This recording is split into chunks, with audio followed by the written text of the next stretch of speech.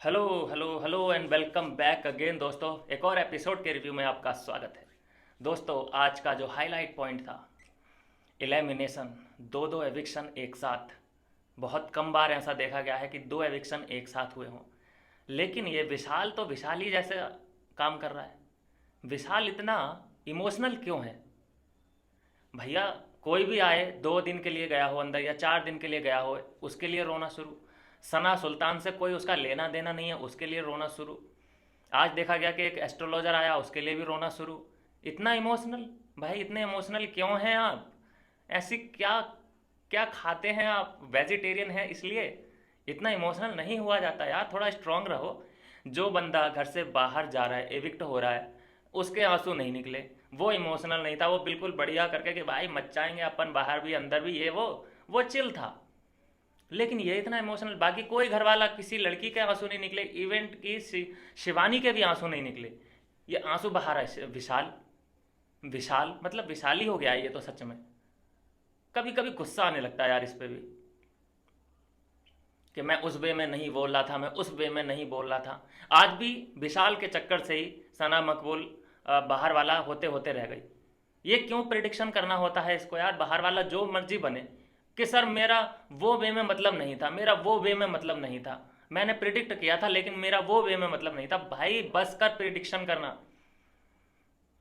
और एक और जो मुझे इसका, आज विशाली को थोड़ा सा लेते हैं। मैं बहुत प्यार करता हूँ विशाल से, ठीक है, कोई ये ना समझे कि मैं विशाल के अगेंस्ट बोल रहा हूँ, लेकिन यहाँ पे थोड़ी सी गलती जो कर रहा है ना, वो मैं आपको बता दूँ।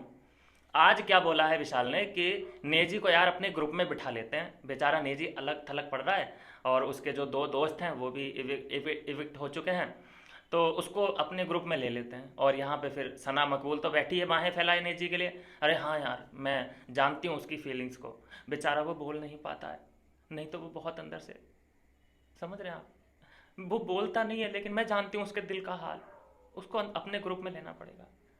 लेकिन यहाँ पे तभी जो कटारिया बैठा है, उसने साफ साफ बोलने की कोशिश की, लेकिन ये नज़रअंदाज कर रहे हैं उसकी बात को। वो क्लियर है, वो बोला कि भाई मैं क्लियर हूँ, मुझे पता है कि कौन अपना है और कौन अपना नहीं है। कौन अपना है लेकिन अपना होके भी अपना नहीं है, उसको क्लियर पता है।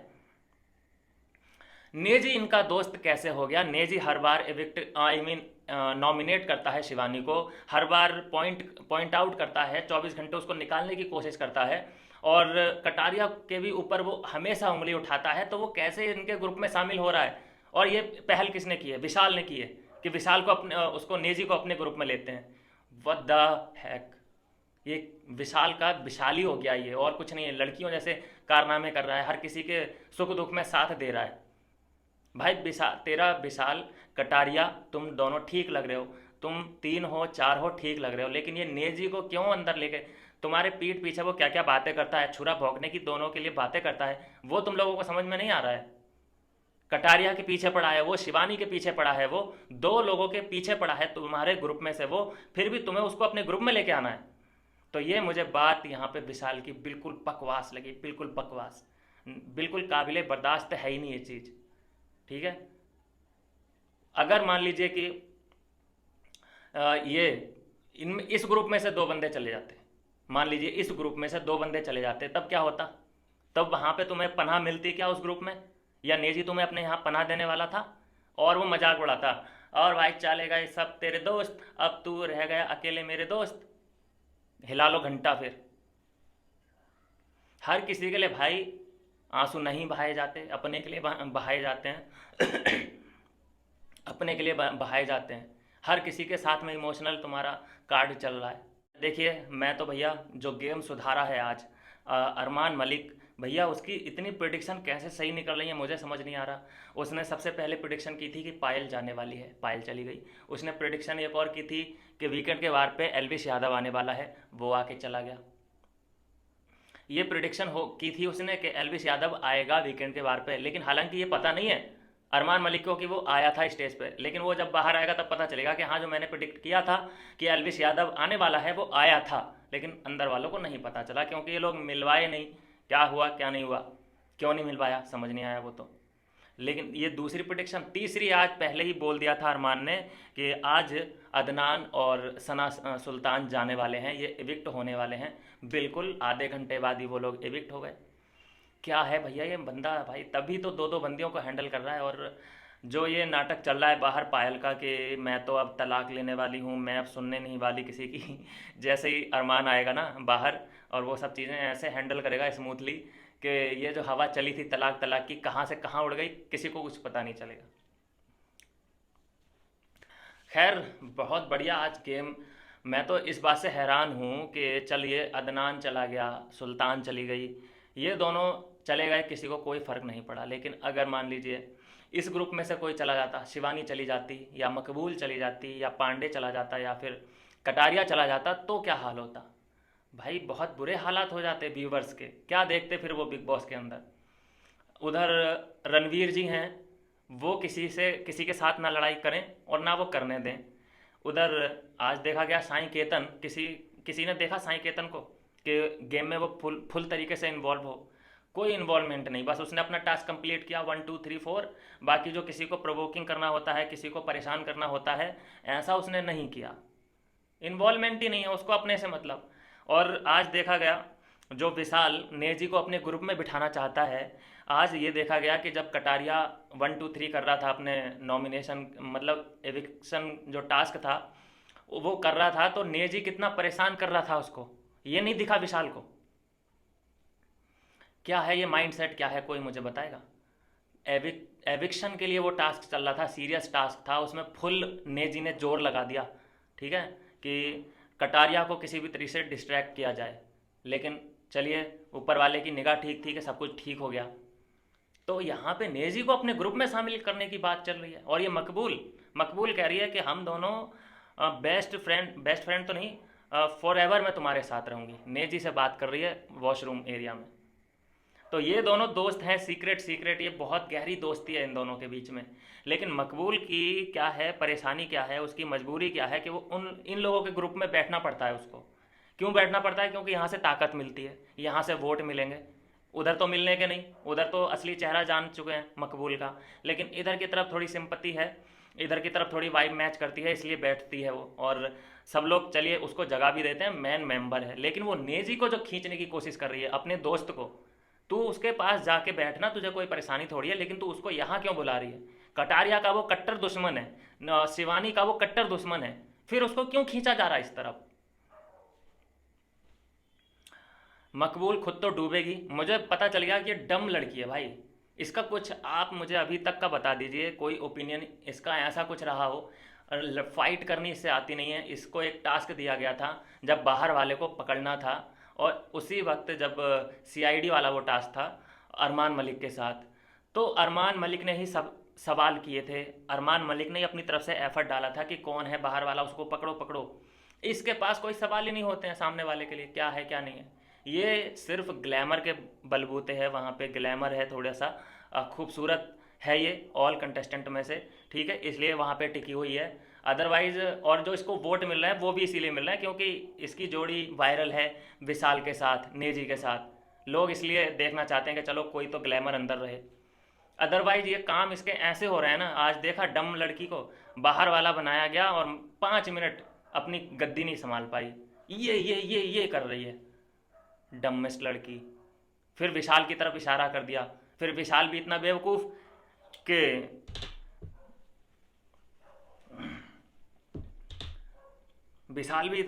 कि सर मेरा वो वे में नहीं था, मतलब मेरा वो वे, अरे इसका वो वे ना पिछवाड़े में घुस जाएगा किसी दिन। वो वे में मेरा मतलब नहीं था। इसके कई मतलब ऐसे होते हैं कि मैंने उस वे में नहीं बोला था। सुन सुन के मैं पक गया हूँ ये वे। क्या यार। खैर आज शिवानी का दिन बहुत अच्छा था कि पहली बात कि शिवानी को की नैया रणवीर जी ने पार लगाई है। अदरवाइज वो अगर उधर बैठती झूले पे तो ज़रूर वो कंफ्यूज हो जाती, उसको नहीं आता गिनती विनती कुछ नहीं आती। बचा लिया रणवीर जी ने, और इसके लिए शुक्रगुजार होना चाहिए शिवानी को। इसके लिए थैंक्स भी बोला शिवानी ने। और बाकी इन्वॉल्वमेंट देखिए, जो हैं टॉप के ये सभी लोग इन्वॉल्व हो रहे हैं, टास्क करते हैं, फुल परफॉर्म कर रहे हैं। लेकिन बाकी के जो कंटेस्टेंट हैं, अभी साईं केतन को देखा जा रहा है या रणवीर जी को देखा जा रहा है, आज के टास्क में ज़रूरत नहीं थी रणवीर जी को, नहीं महसूस हुआ, वो बैठे रहे, बस अपना झूला झूले और चले गए, किसी को पोक नहीं किया, किसी को परेशान नहीं किया।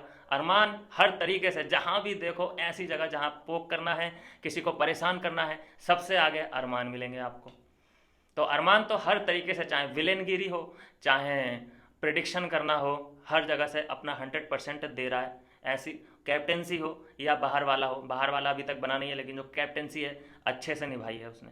आज फिर से जो पोक किया सना सुल्तान के लिए, वो इतना बुरा मान गई कि भैया जैसे वो, मतलब अगर तुम्हें पोक वो करेगा ही ना कुछ तो बोलेगा ही ना, जो उसके पास पॉइंट होंगे।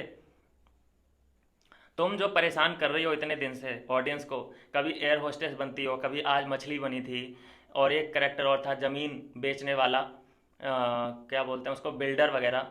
ये बेकार बेकार के कैरेक्टर जो आपने निभाए, और आप इससे ये सोच रही थी कि इससे ऑडियंस बड़ी एंटरटेन हो रही होगी बाहर, और जब मैं आला आला करती हूँ तब तो मेरे मिलियंस में व्यूज़ आ रहे होंगे इस रील कटने के बाद, या मेरे मिलियंस में फॉलोअर हो गए होंगे जैसे ही मैं आला बोलती हूँ।